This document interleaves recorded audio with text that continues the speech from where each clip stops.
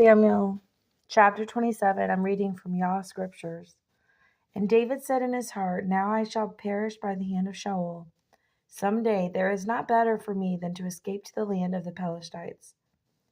Then Shaul shall give up searching for me any longer in any part of Yasharel, and I shall escape out of his hand. So David rose up and passed over with the 600 men who were with him to Achish, son of Maoch, king of Gath. David dwelt with Achish at Gath, he and his men, each man with his household. David with his 2 wives, Abinoam and the Israelitist, and Abigail the Carmelitist, Nabal's widow. And it was reported to Shaul that David had fled to Gath, so he sought him no more. David said to Achish, If I have now found favor in your eyes, let them give me a place in some town in the country to dwell there. For why should your servant dwell in the city with you? And Achish gave him Ziklag that day. That is why Ziklag has belonged to the kings of Judah to this day. And the time that David dwelt in the country of the Pelethites came to be 1 year and 4 months. And David and his men went up and raided the Geshurites, and the Gizrites, and the Amalekites. For those nations were the inhabitants of the land from of old, as you go to Shur, even as far as the land of Egypt. And when David had smitten the land, he left neither man nor woman alive, but took sheep, cattle, donkeys, and camels, and garments, returned and came to Achish. And Achish would say, Where have you made a raid today? And David would say, Against the south of Judah, or against the south of Jerahmeelites, or against the south of the Canaanites. David did not keep alive man or woman, to bring news to Gath, saying, Lest they inform against us, saying that this is what David did. And this was his practice all the days that he dwelt in the country of the Pelethites. And Achish trusted David, saying, He has indeed made himself a stench to his people in Israel, and has become my servant forever.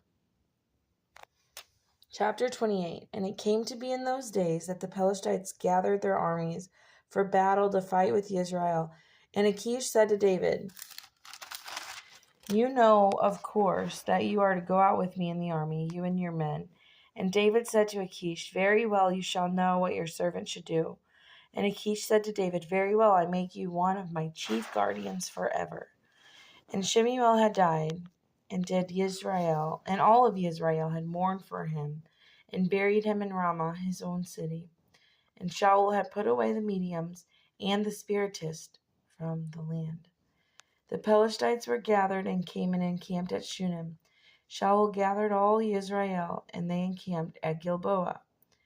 When Shaul saw the army of the Pelethites, he was afraid, and his heart trembled greatly. And Shaul inquired of Yahweh, but Yah did not answer him, either by dreams or by Urim or by the prophets Nibim. Shaul then said to his servants, Find me a woman who is a medium, to go to her and inquire her. And his servant said, Look, there is a woman who is a medium at Ain door.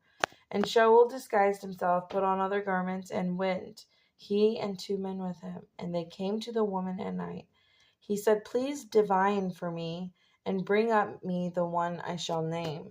But the woman said, Look, you know what Shaul has done, how he has cut off the mediums and the spiritists from the land. Why then do you lay a snare for my life, to put me to death?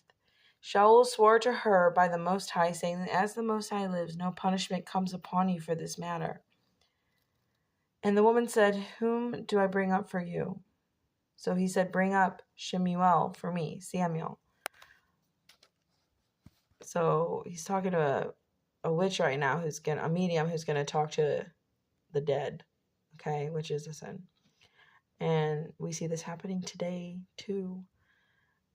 But anyways, okay, so, and when the woman saw Shemuel, she cried out with a loud voice, and the woman spoke to Shaul, saying, Why have you deceived me?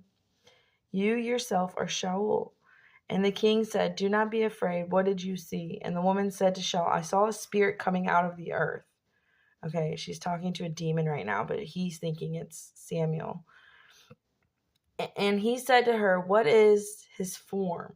And she said, He's an old man coming up, and he is covered with a mantle. Shaul knew that it was Samuel, and he bowed with his face to the ground and obeyed, did obeisance.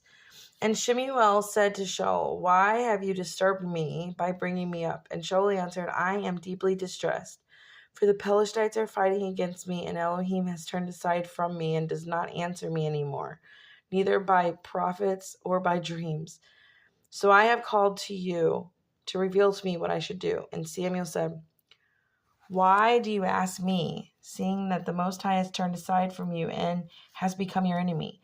The Most High has done for himself as he spoke to me. For the Most High has torn the rein out of your hand and given it to your neighbor, to David, because you did not obey the voice of the Most High, nor execute his burning wrath upon Amalek. Therefore, Yah has done this matter to you today. Further, Yah also gives Israel with you into the land of the Pelethites, into the hand of the Pelethites. And tomorrow you and your sons are with me. Yah also gives the army of Israel into the hand of the Pelethites." And immediately Shaul fell on the ground, his complete length, and greatly feared because of the words of Samuel. And there was no strength in him, for he had eaten no food all day or night. And the woman came to Shaul and said that he had been greatly disturbed, and said, "See, your female servant has obeyed your voice. I have put my life in my hands, and have listened to the words which you spoke to me. And now please listen to the voice of your female servant too, and let me put a piece of bread before you. Eat so that you will have strength when you go on your way." But he refused and said, "I am not going to eat." But his servants together with the woman urged him, and he listened to their voice. So he rose from the ground, sat on the bed, and the woman had a fatted calf in the house. She quickly slaughtered it, took flour and kneaded it, and baked unleavened bread from it. And she brought it before Shaul and his servants, and they ate and rose up and went away that night.